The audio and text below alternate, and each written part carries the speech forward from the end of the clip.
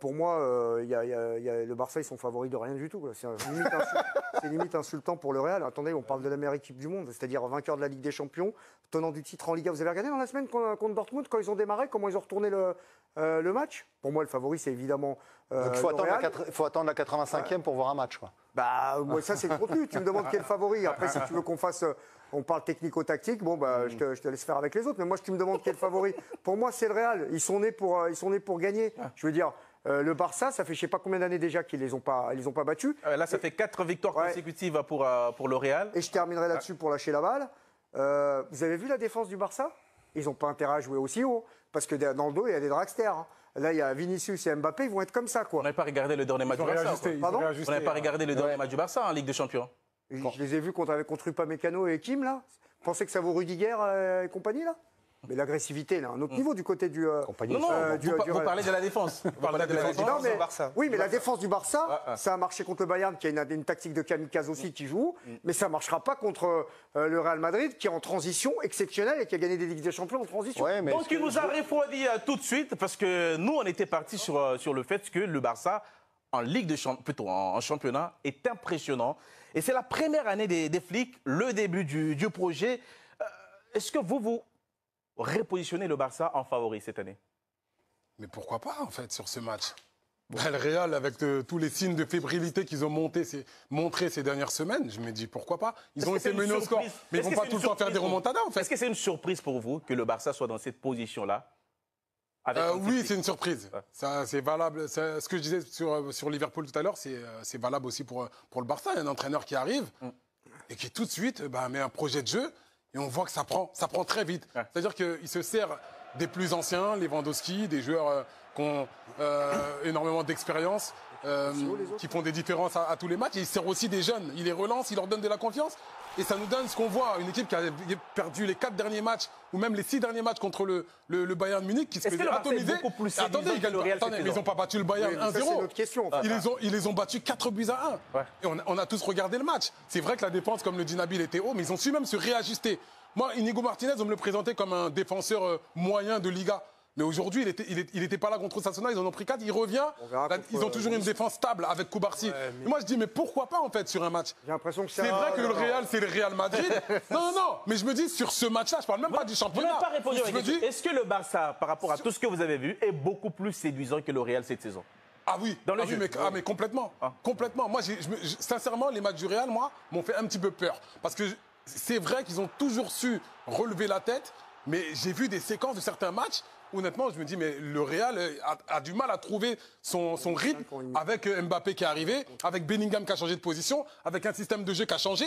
Je me dis, c'est pas le même Real que je voyais la saison passée. Même s'ils ont gagné, parce qu'il y a toujours cette magie où ils arrivent à transformer les matchs. Mais je me dis, pourquoi pas, en fait, le Barça? Pourquoi ils ne gagneraient pas ce match-là? Mais affronter le Real Madrid, on le sait, Xavier, c'est un défi footballistique, mais aussi émotionnel. Est-ce que les jeunes du Barça sont prêts? Alors, les jeunes du Barça, ils ont déjà battu le Real en début de saison. Aux États-Unis. Aux États-Unis. En match amical. Les matchs d'été aux États-Unis. Donc, non, mais c'est sûr que bon, si je reprends votre question, le Barça est-il réellement favori à Madrid? Même si M. Sanchez Martinez fait l'objet de critiques de la part de la presse madrilène depuis sa nomination cet après-midi. C'est qui, M. Sanchez? C'est l'arbitre du match. Ouais. Donc, on ne peut pas être favori à Madrid. C'est pas possible. Contre le Real à Madrid, on ne peut pas être favori. Pourquoi? Parce qu'il y a l'arbitre.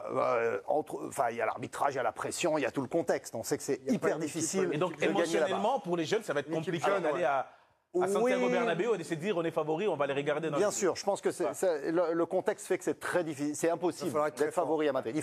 Il faut pas être 2 fois plus fort, il faut être 5 fois plus fort que le Real. Iniesta, Xavi, comme l'ont fait à l'époque, voilà, la bande de Messi.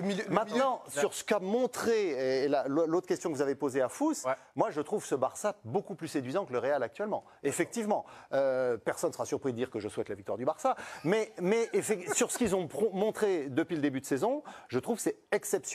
Il y a une richesse dans cet effectif entre quelques anciens et tous ces jeunes que Flick a réussi à faire monter, que Xavi avait déjà lancé auparavant. Il y a une osmose, il y a des remplacements qui se font naturellement. Mais moi, je prends la première partie de votre réponse.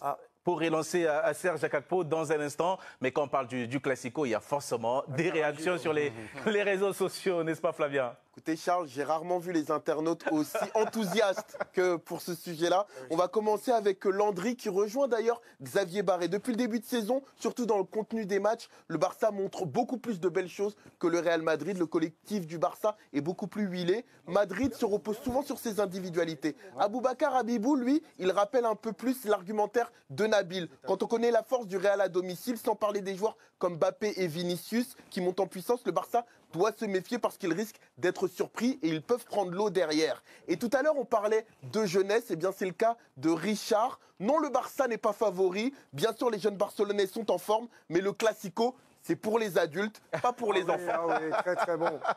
Il est bon en tout cas. Le Barça qui a une équipe plus jeune avec une moyenne d'âge d'un peu plus de 24 ans.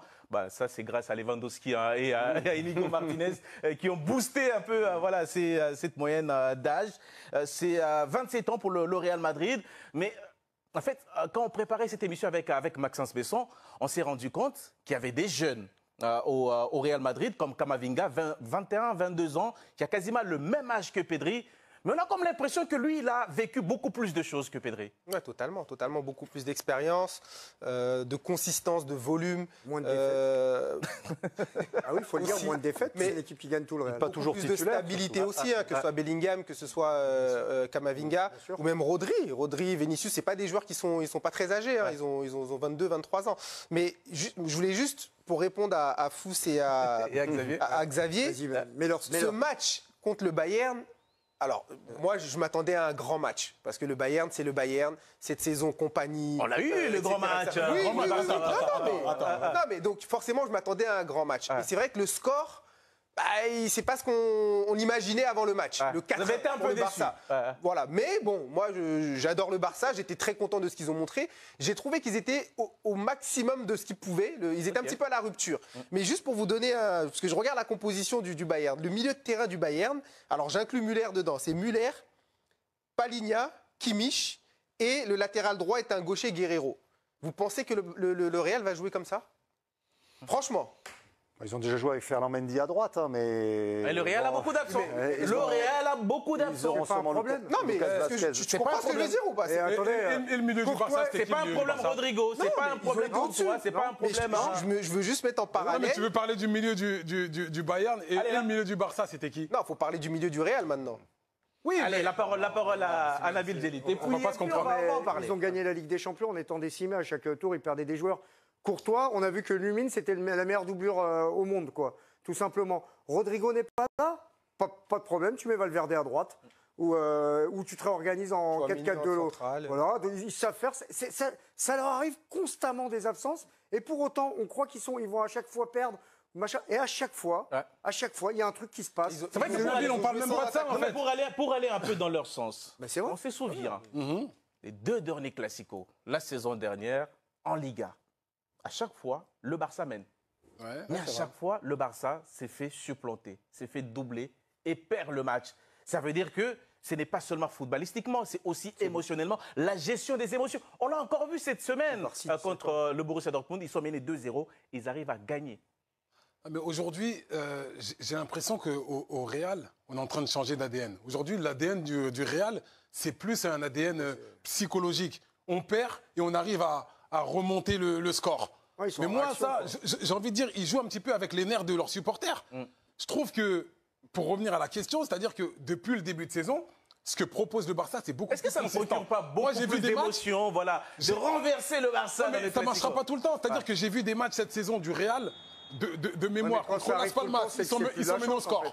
Contre Valladolid, match qui gagne 3-0 tiré par les cheveux. C'est pas de la chance, tout ça. Contre Mallorca, ils sont menés au score. Contre le Borussia Dortmund, ils perdent contre Lille. Et on est en train de me dire que là, le Real est à son maximum. Non. On est en train de me dire qu'ils sont favoris forcément contre le Barça. Capable, même dans la difficulté, à relever la tête. Mais ils sont aussi capables. Est-ce que ça ne peut pas rentrer dans la tête des adversaires? Ils sont capables de relever la tête. Face à un Barça aujourd'hui qui, pour moi, est en train de devenir un rouleau compresseur, peut-être qu'ils n'arriveront pas à relever la tête. Il y a une chose qu'il faut relever. 17 buts en 4 matchs. Pour moi, c'est ça un rouleau compresseur. Moi, je suis en train de voir le Bayern. Je suis en train de voir le Bayern. Non, mais je suis en train de voir. Ils sont même à 33 buts. 33 mais avec Flick et Lewandowski, ils vont en marquer j'ai deux, l'impression ils vont en prendre quatre, c'est tout. que dans ce qu'ils démontrent en termes de jeu, j'ai l'impression de voir le Bayern d'il y a quelques années. C'est-à-dire que là, on retrouve une équipe qui attaque, qui marque en attaque placée, qui marque en attaque rapide, avec des individualités qui sont au service du collectif. On a Yamal, on a Lewandowski qui marque, on a Rafinha qui n'a jamais été aussi fort. Vous avez parfaitement raison. Regardez ces chiffres. 33 buts marqués. C'est la première attaque. La deuxième, c'est le Real Madrid, avec, regardez, 12 buts de moins. Ah, mais s'ils ne sont pas favoris, ils sont très proches d'être favoris, je trouve. C'est-à-dire que là, on est à Madrid. Pour répondre à Fousseni par rapport au Real Madrid, il ne faut pas oublier que toutes les équipes qui jouent contre le Real, ils veulent faire le match de leur vie, parce qu'ils jouent contre la meilleure équipe du monde. Donc forcément, quand ils arrivent, ils sont à 200%. Que ce soit Celta Vigo, que ce soit Villarreal, que ce soit Manchester City, que ce soit le Barça, que ce soit Bayern, ils jouent contre le Real comme si c'était le match de leur vie. Est-ce que aujourd'hui le Real a toujours cet ascendant psychologique? mais ça changera. C'est une question que je vous pose. Est-ce que le Real dispose toujours de cet ascendant psychologique sur le Barça? Bien sûr. Jusqu'à preuve du contraire, oui. Ils ont gagné les 4 derniers matchs. Ils leur marchent dessus depuis quelques saisons maintenant. Oui, non, forcément. Mais que tout le monde depuis 2023, ça remonte à 1 an et demi la dernière. C'est quoi? C'est la Super Coupe d'Espagne à Riyad, là? Non, c'était la Liga. Ah bon. La Liga, effectivement, les 4 derniers, c'est le Real Madrid qui les a gagnés, 2 fois en Liga, 1 fois en Supercopa, 1 fois en Coupe d'Espagne, et les 3 précédents, c'était le Barça qui les avait gagnés. Donc bon, voilà, ça va, ça vient. Si on fait le bilan total, 252 matchs, 101 victoires du Real Madrid, 100 de Barcelone et 52 matchs nuls. Mais il y a eu 90 victoires sous Messi. Non, pas toujours. Que tout le monde ait envie, que tout le monde ait envie de battre le Real Madrid, c'est normal. Mais ça changerait en fait à ce que aujourd'hui propose le Barça. C'est-à-dire que le Barça ça, je suis d'accord avec toi. est dans la peau. Mais moi j'ai adoré ce qu'a proposé le Barça. Aujourd'hui, c'est le Barça qui est champion. Vous pensez qu'il y aura un peu plus match cette année que cela a été les 4 dernières fois? Tout me laisse penser qu'il y aura beaucoup plus de matchs. Parce que le Barça est dans une meilleure position. Pour vous, qui est le favori? Voilà, on va répondre à la question. Qui est le favori? Le favori aujourd'hui, c'est le Real. Tu te bases sur quoi en fait pour dire ça? J'ai déjà dit que c'était limite. Non, mais sur quoi on se base? Sur ce qui s'est passé il y a plusieurs années ou sur la.